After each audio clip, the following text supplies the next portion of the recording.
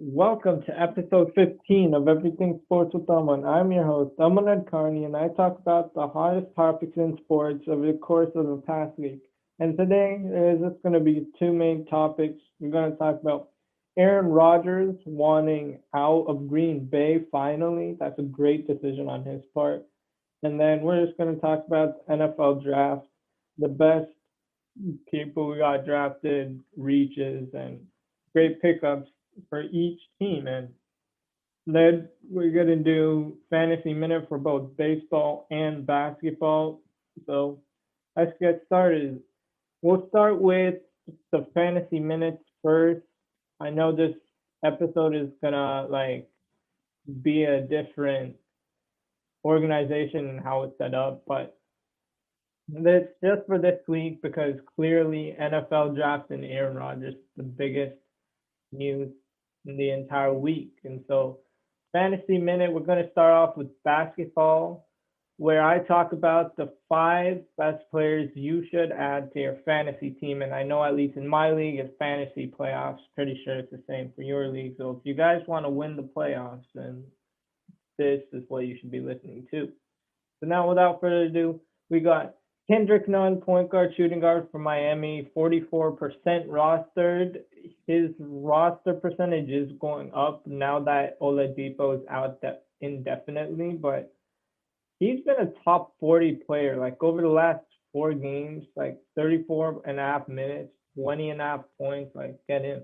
Dorian Finney-Smith, small forward, power forward, Dallas. He's 31% rostered, but the Mavericks have not really shot the three well, and Dorian Finney-Smith has had the hot hand. So Reggie Bullock, shooting guard, small forward, New York Knicks, 23% rosters. The Knicks are just on fire. What can I say? Oshai Brissett, small forward, power forward, Indiana, 9% rostered. He started off, and he's played 38, 42, and 25 minutes, and he's been a top 60 player. Raul Neto, he did well, like especially against the Warriors, um, especially with Rui Hachimura and Denny Avdija being injured. And so now, with that, we're done with fantasy basketball minute. We will go to fantasy baseball. So first, for fantasy minute, we got outfielder Alex Kirilloff for Minnesota, and then he's already out. He's making a strong first impression with the with Minnesota Twins, and now we got Kyle Gibson, starting pitcher for the Texas Rangers. He's 44% rostered, and he was on fire starting the season, and he's pretty dangerous now. And Alex Wood, starting pitcher and slash relief pitcher for the San Francisco Giants. He's 40% rostered. He's getting more recognition now. He hadn't lasted 7 innings since August 29, 2018. And Adolis Garcia, outfielder for the Texas Rangers, 36% rostered. And he's had a hot start. And he's just drawn 2 walks while strike out 17 times. But he has gotten 14 bases in AAA a few years ago. And this rookie, he's gotten caught stealing in 2 of 3 tries, so it's not looking good for him, but he just smashes baseballs. And now Jake Diekman, relief pitcher for Oakland, and he is a clutch player for Oakland, it seems like, this season.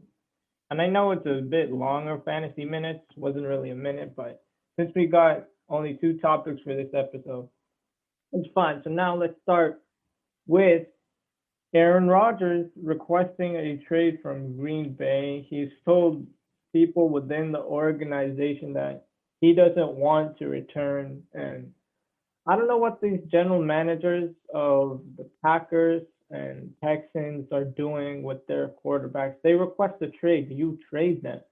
Like all this Deshaun Watson drama, your team wouldn't have had to deal with all this if you had just traded him. And now their values are going to diminish the more and more they get disgruntled. And look at the Rockets. They didn't want to trade James Harden. Their net value or what they got back was Victor Oladipo, who traded. So you guys traded James Harden for Avery Bradley and Kelly Olynyk. How does that even make sense? Maybe in like the largest fantasy worlds, how does that make sense? You get Avery Bradley and Kelly Olynyk for James Harden. That only happened, and you only got Oladipo instead of Ben Simmons and Jaylen Brown and players like that because you refused to trade your star. I know this is an Aaron Rodgers topic, but there's so many instances where teams have disgruntled stars, like superstars, who request to be traded, and they settle for something that's less than their actual value because of how disgruntled they are with the team. No team wants a disgruntled player. And when teams take the risk to trade for that player, that's what diminishes their value.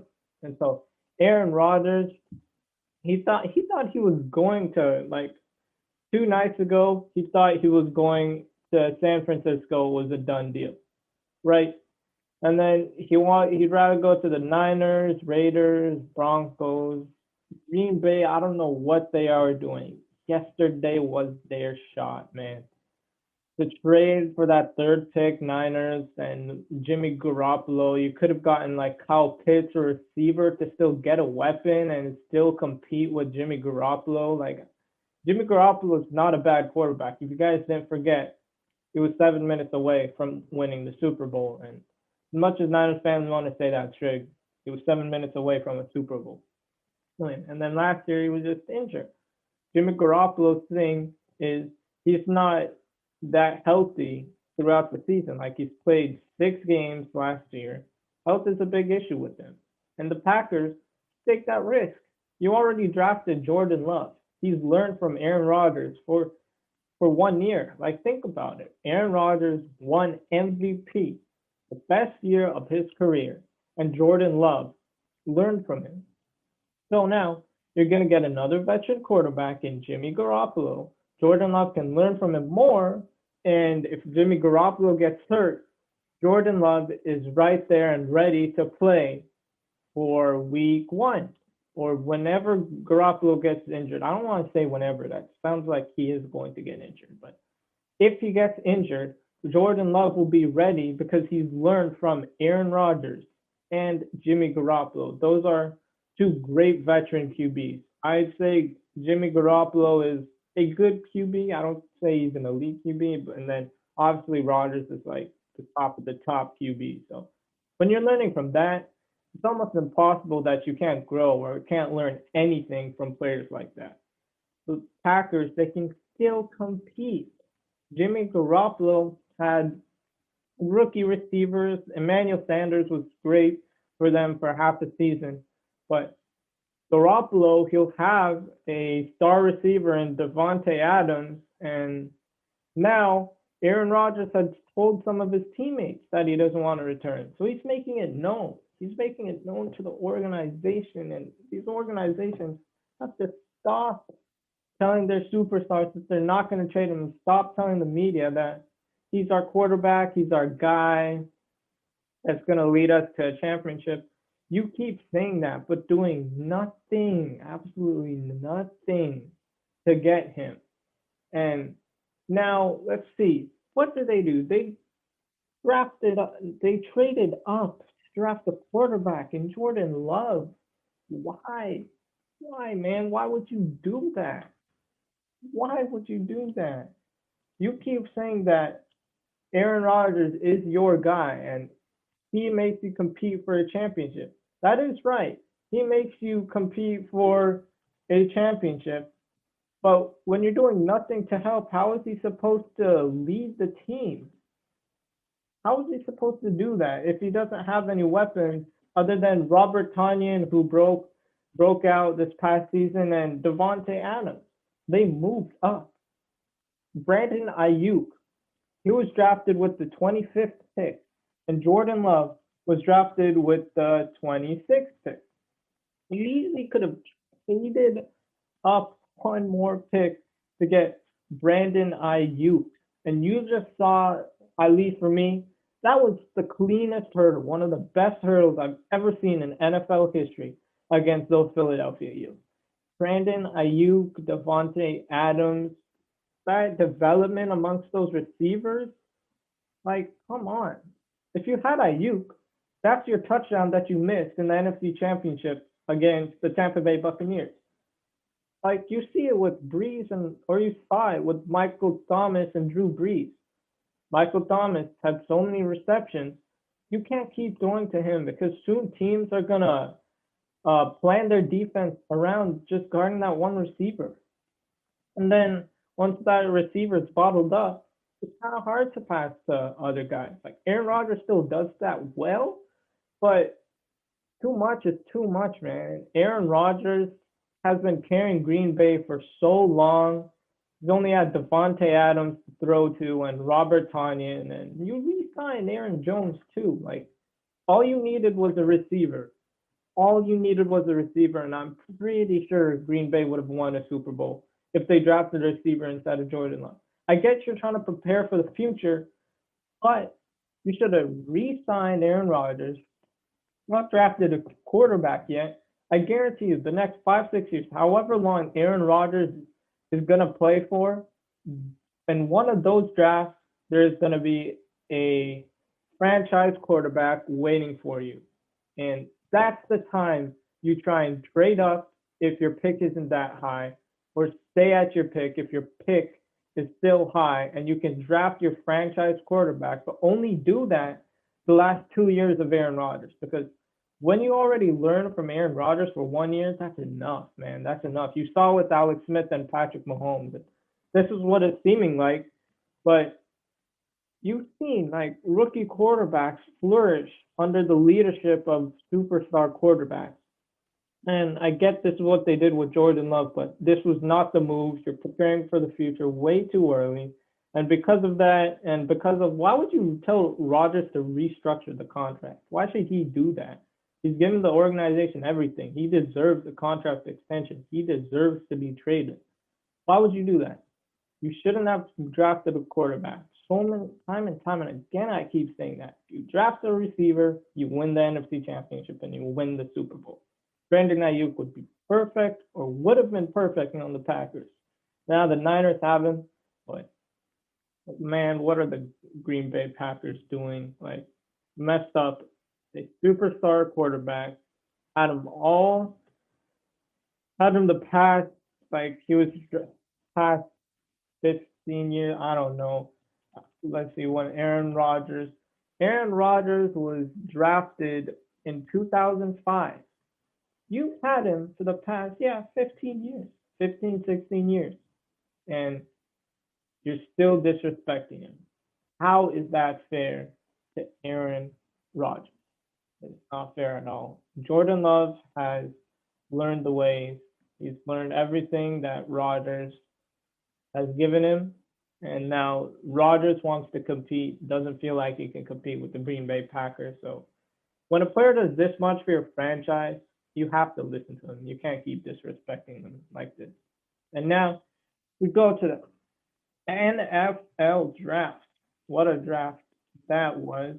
And so we saw the first pick obviously be wasn't a surprise. It was Trevor Lawrence.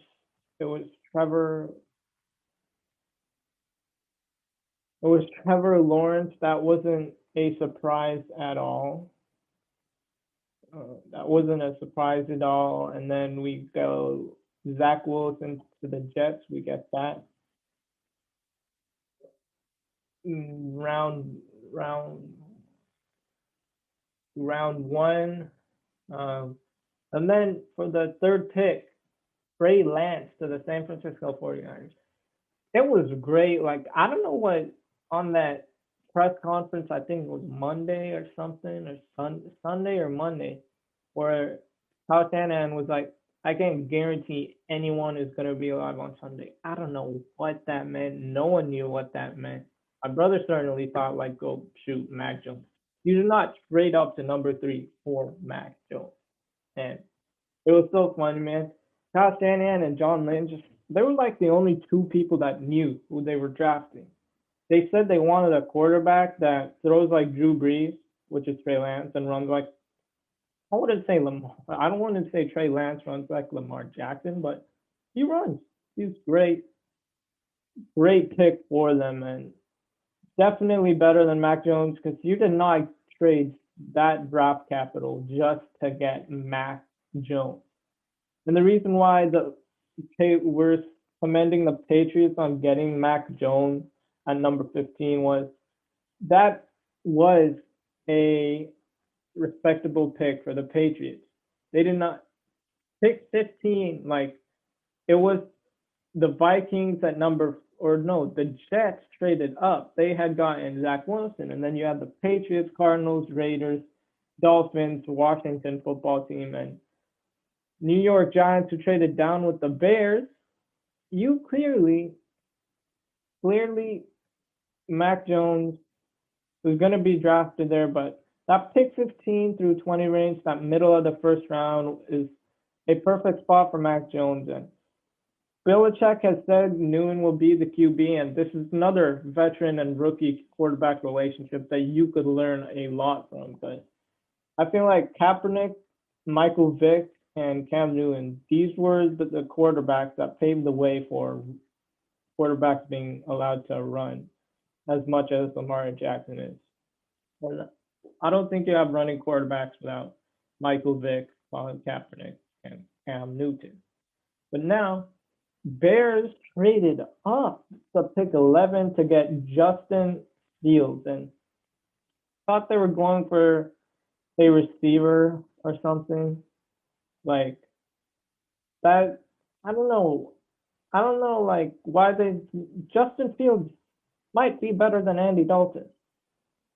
I get you told Andy Dalton that he's going to be a starting quarterback to convince him to stay, but what is a rookie going to learn from Andy Dalton? I get he's a veteran quarterback. He'll obviously learn some things, but Andy Dalton, I don't know if the Bears have a chance of making the playoffs. You might as well have re-signed Mitchell Trubisky. Now, Trubisky is a backup quarterback on the Bills, but Trubisky went on that streak to make the Bears get into the wild card round.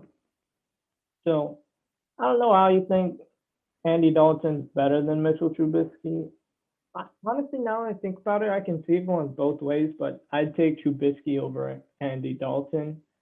And so, and many people thought Patriots would trade off for Mac Jones, and that is the perfect quarterback for the Bill Belichick system.